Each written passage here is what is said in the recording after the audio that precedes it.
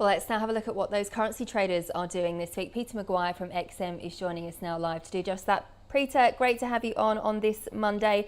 Look, a big week in terms of central banks. What are the traders thinking? Well, good afternoon, Kara. I think they're thinking that there's going to be just a massive amount of data coming through this week and what impact it has to the Fed. You're looking at PMIs in Europe. You're looking at Bank of Canada. I think it's everyone has got their hand in the till, and where we see US dollar index, what happens to all the other currencies. So it's going to be an exciting week, and I'm expecting plenty of movement and a wonderful week for traders. All right, so pick the pair then. I obviously always ask you about the Australian dollar, but is that the trade of the week? Because it is a risk currency, isn't it? Well, it certainly is. And what's happening here as far as inflation, and do we see a blast off? Any thoughts as far as rate rises? I'm not suggesting it's going to be the one to watch. I think there are other markets to watch this week. I'm going to keep a close eye on pound versus US dollar, where Boris plays, and maybe even euro, because I think that it's going to be choppy, and there might be some nice moves on both of those. Yeah, given the central banks now all seem to be pointing in the same direction, and that's higher rates. I mean, how do you play this carry trade? Is it kind of looking for individual outlooks for those certain economies?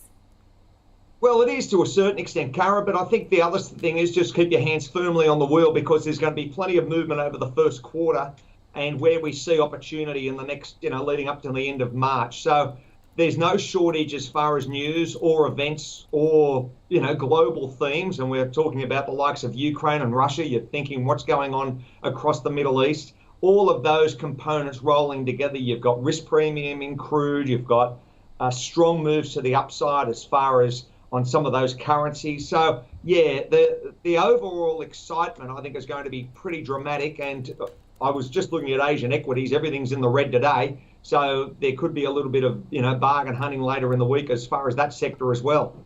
Well, yeah, the VIX was climbing on Friday, certainly, as we saw those dramatic falls in those US stocks. If you're going to trade those US equity markets, are you ready to buy the dip yet?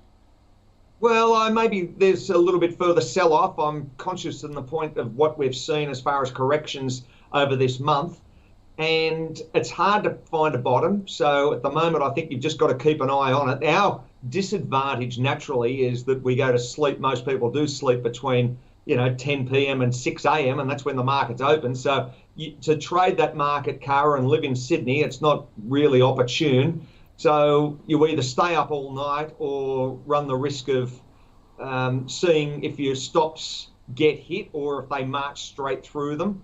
And that's a common thread as far as traders, and they've got to be mindful of that. So they're the dynamics that we sit and process through, being domiciled on the east coast of Australia and playing into the US markets.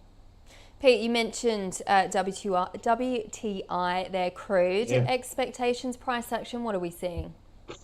It's been dramatic. It's been very strongly bid up, as we've seen, Kara, in the last week and a bit. So there's a risk premium that's been whacked on there as far as the Russia situation. I think that added a couple of bucks. It's since come off, but we saw that Brent, it's sitting at 88 at the moment. So that's strongly, it's had a nice move to the upside in the last, day or so.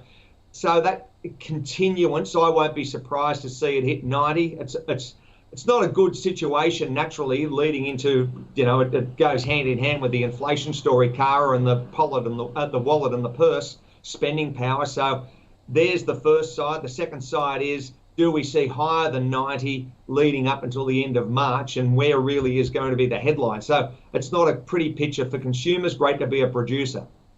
And Pete, we've got to talk Bitcoin, because as traders, we love volatility. Look no further than this weekend. Were you on that trade? No, I wasn't, though I know I've spoken to a few that were, and it never ceases to amaze, does it, as far as the volatility and what the opportunities are with the crypto market. And when you I just enjoy talking to different forums and different, viewpoints, because it's global, and I touch base with people all over the globe, and they've all got an opinion on it. They've all got an idea, and it's surprising how many women are trading crypto. That's really a big attraction for them, because they see the volatility, they understand what's going on as far as the fiat-based currencies and the new frontier with blockchain, crypto, and the likes of something being outside of the fiat currencies. Pete, what does this all mean for the gold trade, do you think? Because we have seen a little bit of a push higher for the precious metal in the month of January. Been nice, nearly at 1840 at the moment, Kara. Silver's a one to watch as well. What I'm noticing is a lot of traders are buying physical. So that's what they're all talking about. The people that I talk to, yeah, they're buying, contracts in the sense of, options or futures or trading derivatives. But there's a big slice of the market that are looking at physical. So that's I think that's very bullish. And where we see till the end of the year, I won't be surprised to see them both march higher. There could be more upside for silver than gold.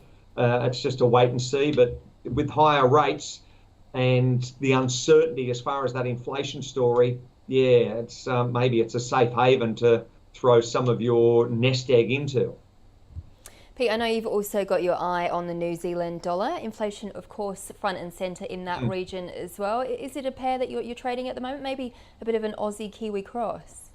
It could be a nice cross, certainly. We're sitting at about 67.17 against the US dollar, Kara, and there could be, again, more volatility in that particular pair, so I won't be surprised. Inflation stories, CPI, and a host of other data points they're looking at. So, yeah, I'm expecting volatility, and I don't think it's going to be short on surprises. And there's still another week to run for this month, so I'm expecting plenty of movement and, again, opportunities. It's not a bad market to trade considering, those daytime hours, and it's a market that many traders feel comfortable trading because they're, domicile, and they like both of the economies. They can understand the metrics, and they live here. Pete, I'm not sure if you had a look at the options market. Is there much action going on there? Is there much hedging being placed against some of this volatility that's going on? Oh, yeah, certainly. I mean, I don't keep that close an eye on it. I mean, there are many ways that our risk team hedge, but the as far as options are concerned and how traders trade with those instruments, I've traded enough over the years, probably a couple 100,000, so I know a bit about them.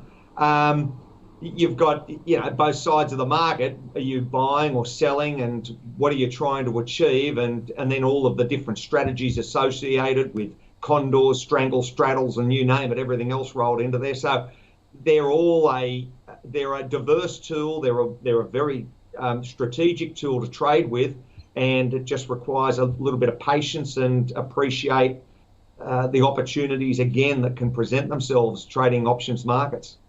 Pete, we talk a lot about the risks still on the table at the moment. In your mind, how big of a risk is China still, considering they're still pursuing this zero COVID policy? Yeah, I suppose it is a bit of a problem. I mean, leading into, naturally, you've got the Olympics, you've got the Lunar New Year, and again, uncertainty. So, Kara, it's a difficult one, considering that, one, I don't travel there, and I haven't been there for many years, and it's hard to get news on the ground. So it's difficult to ascertain what the true picture is. And you've got some cities that are absolutely booming. They're telling me that, Beijing and everything's very, very strong in Shanghai and the like. So, yeah, you've got certain sectors of their economy that are, and location-wise, that are constrained, and other ones that are expanding. So I'm just keeping an eye on the raw numbers, seeing what's happening as far as their equity markets, and taking all of that on board.